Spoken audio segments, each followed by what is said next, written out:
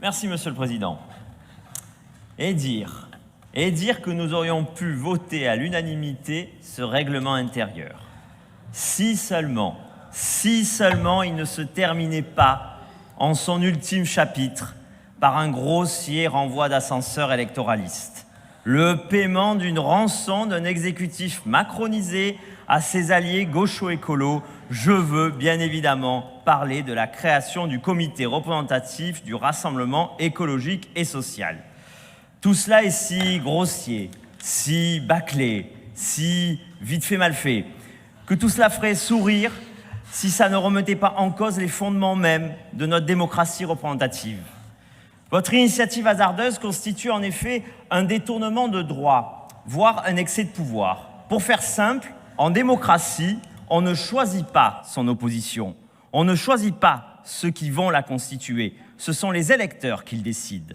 Et seule l'opposition élue que nous sommes est légitime à exercer son contrôle sur l'exécutif que vous êtes.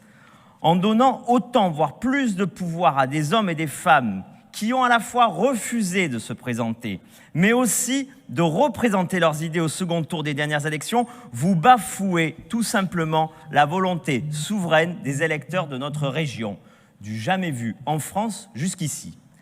Au-delà de tordre les principes de notre démocratie, l'institutionnalisation de ce club des amis de gauche et d'extrême gauche de Renaud Muselier relève plus du tripatouillage politicien que de l'ingénierie institutionnelle. Ainsi, vous allez donner le droit à vos sauveurs de gauche et d'extrême gauche, que rien n'autorise à cela, de porter des motions et des vœux et motions que vous ferez adopter par votre majorité, alors même, je le dis pour les nouveaux de votre majorité, les rares de droite qui s'y seraient égarés, alors même que vous avez toujours refusé, par principe, d'adopter un seul vœu ou une seule motion venant de votre opposition constructive que nous sommes. J'en veux pour preuve, cette semaine encore, j'en veux pour preuve votre récupération sournoise par une rectification hors délai de l'amendement de notre collègue Frédéric Boccaletti, justement au sujet du règlement intérieur. Était-ce si difficile d'assumer pour une fois et d'adopter au grand jour un amendement que vous partagez au point de le reprendre à votre compte? Non seulement ce tripatouillage donne autant de pouvoir à une opposition d'opérette qu'à l'opposition élue et légitime, mais elle leur en donne même plus à travers le droit de porter des délibérations et de prononcer chaque année un discours de politique générale. Des questions restent malgré tout en suspens dans votre contrat de mariage, moins morganatique que digne de Las Vegas. Par exemple, je ne sais toujours pas si vos amis auront le droit de venir défendre eux-mêmes leurs propositions ou si c'est, au hasard, par exemple, Pierre-Paul Léonelli qui les portera.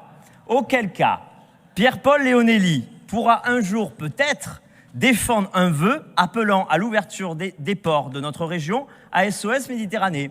Il aura ainsi enfin parcouru l'ensemble du spectre politique, de Jacques Médecin à hôtesse d'accueil des clandestins, de Jacques Médecin au camp des Saints. Il eût été pourtant si simple de donner la parole à ceux qui ne sont pas élus.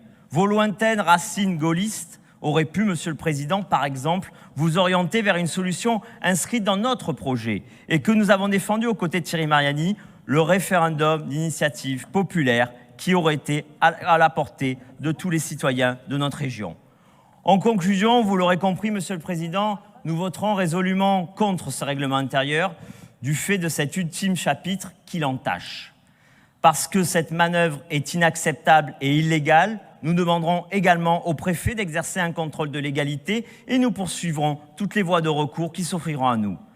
Pour que, définitivement, ce ne soient pas vos arrangements politiciens qui décident du fonctionnement de notre Assemblée. Je vous remercie, Monsieur le Président. Bravo.